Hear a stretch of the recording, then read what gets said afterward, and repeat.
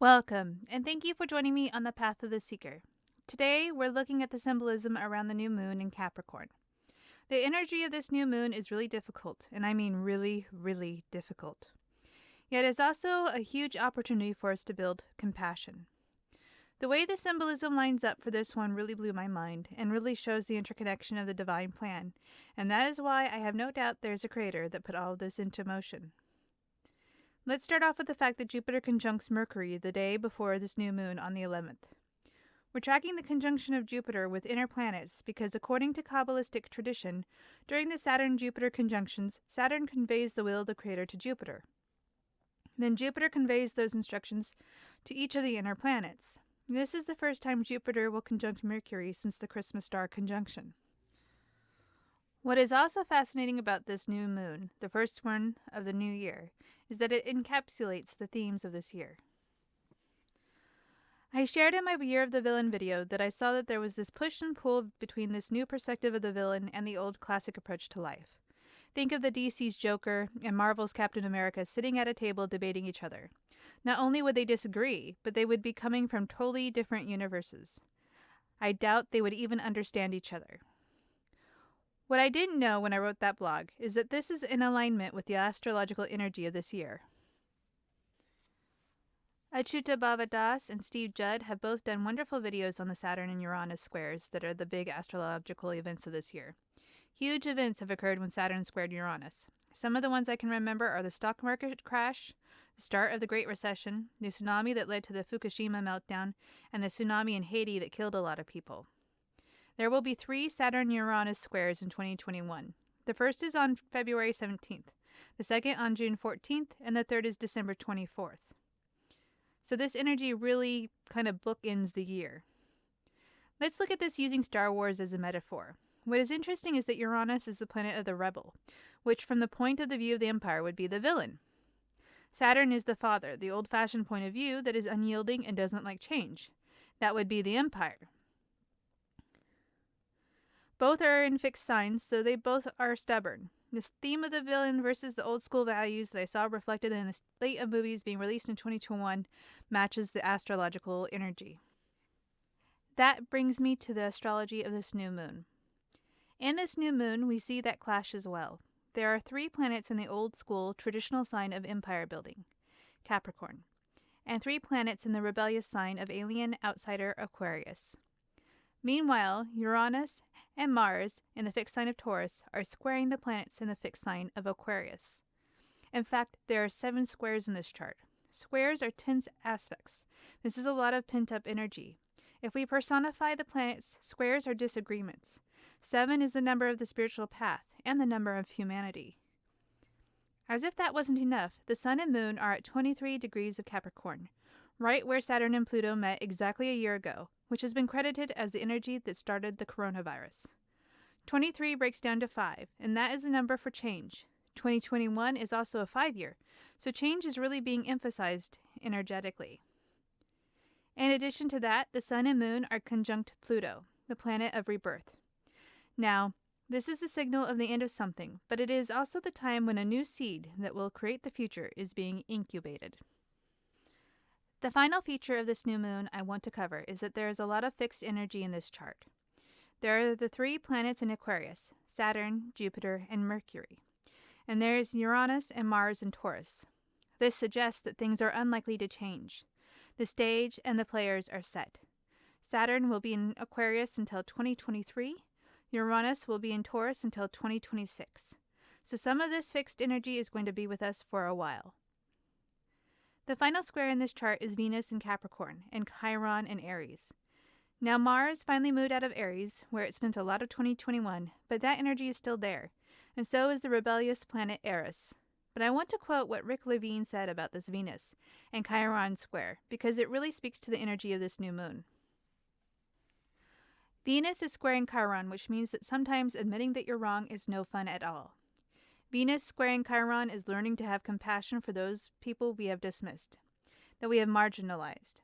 Venus square Chiron is actually having to come to grips with the part of ourselves that has either disenfranchised others or has been disenfranchised by others. In both cases, this is setting the tone for that deeper energy of the new moon on Pluto, which indicates a very powerful death and rebirth. Next, let's look at the medicine card I pulled. This is the first time I've pulled a contrary, or upside down medicine card in a long time. The card is horse, and fascinatingly, horse in the contrary position is in total alignment with the astrology of this new moon. Horse represents power through the balancing of the four directions. Contrary horse represents an imbalance, either feeling disempowered or disempowering others. Isn't that pretty much what Rick said about Venus square Chiron and what's been going on in society? What we saw in 2020 and at the start of 2021 are people that are totally disenfranchised, who don't believe their voices count, doing everything in their power to be heard. Whether it's the woke group or the red pill group, they're both against the patriarchy, which is that Capricorn energy, and both were born from the spiritual awakening. Yet, the answer to this situation and the hate on both sides is well known, and is also found in the old school spiritual awakening material. This is what Jamie Sams calls upon us to do to fix this imbalance.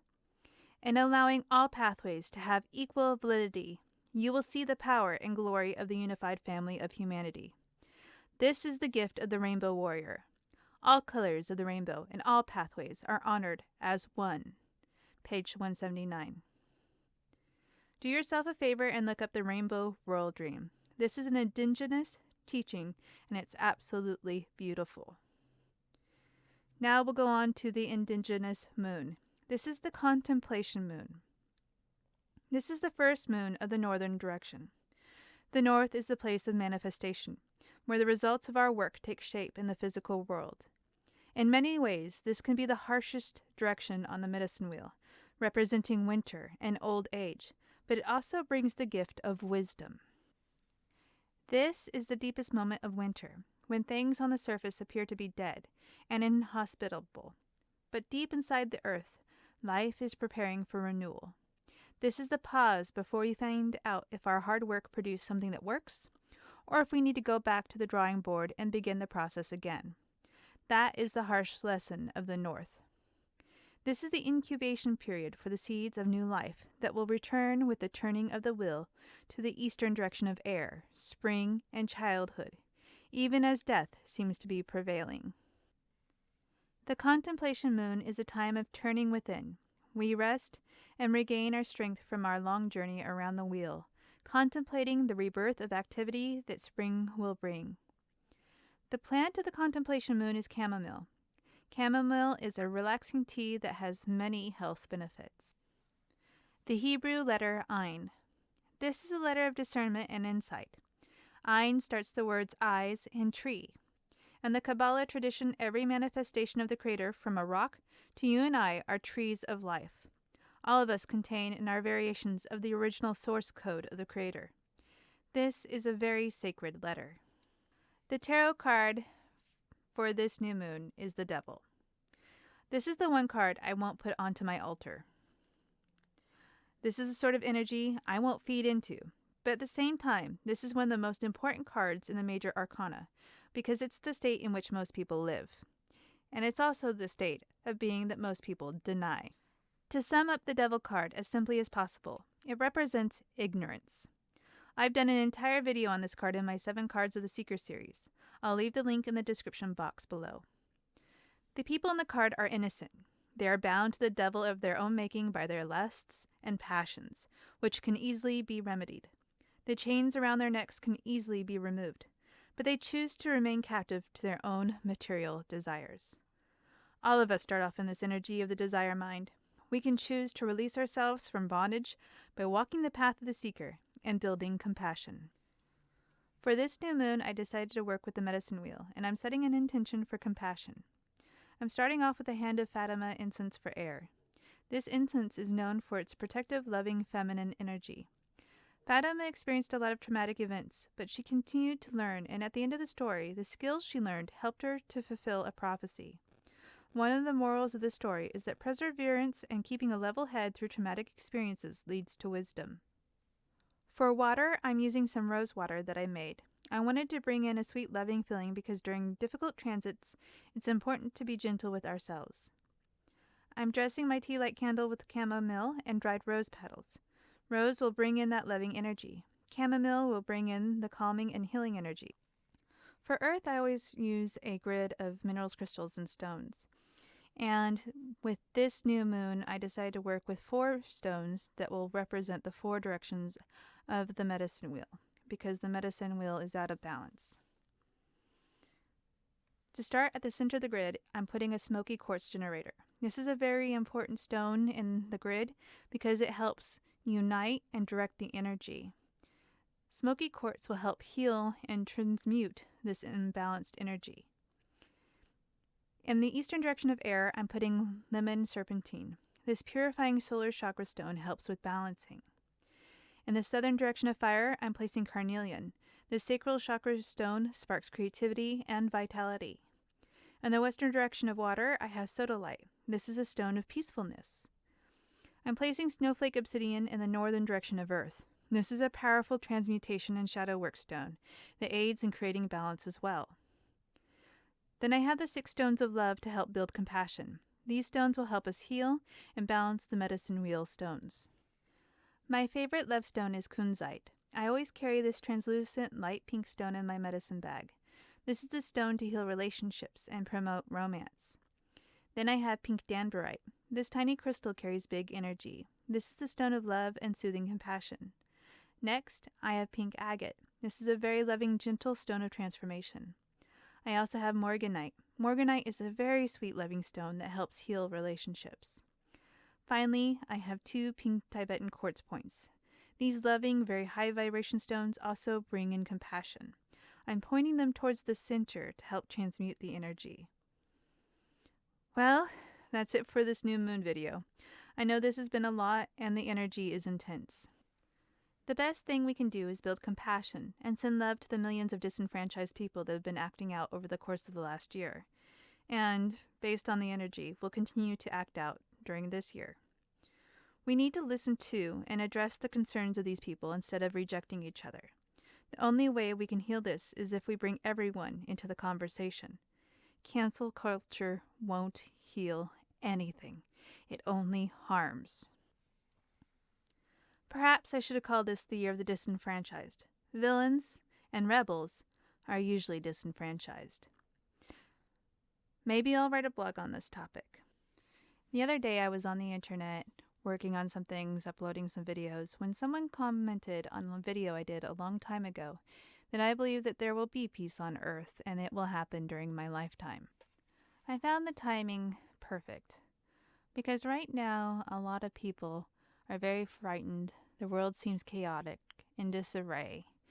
And what I see when I look at the overall pattern is that a lot of this is a purging energy that was necessary.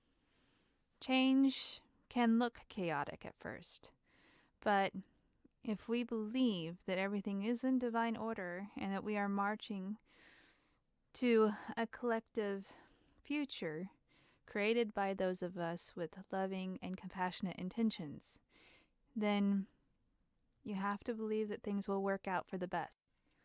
I believe with the momentum of the Great Awakening that we have moved closer to that future of peace and perhaps being included in some galactic federation.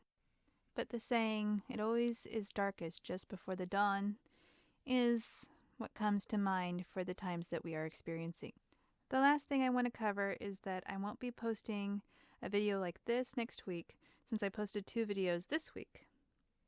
Capricorn season is always rough for me, so I made a mistake and posted 2 videos this week. It will be nice to take a little break from the videos, to be honest. I'm an introvert and an empath, so the chaos of the last for a while now has been very difficult for me because I hate to see people suffering. I will be back with the full moon meditation video on the 23rd. And so, with that, I'm sending you so much love, brave soul, for joining me in exploring this avenue on the path of the seeker.